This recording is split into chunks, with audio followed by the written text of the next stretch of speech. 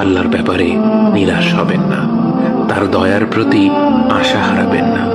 যখন কোনো বান্দার জন্য দুনিয়া সংকীর্ণ হয়ে আসে, বিশেষ করে যখন আপনাকে মানুষ পরিত্যাগ করে, এবং বিশেষ করে এমন কেউ যার উপর আপনি আস্থা রাখতেন কিন্তু সে আপনাকে নিরাশ করেছে, সেই সময় জেনে রাখবেন যে আল্লাহ চাচ্ছেন আপনি তার শরণাপন্ন হন। এই পৃথিবীর সবচেয়ে সুখী মানুষ হচ্ছে সে যে আল্লাহর দিকে তার মুখ ফেরায়। আল্লাহর ব্যাপারে নিরাশ হবেন না, তার দয়ার প্রতি আশা হারাবেন না।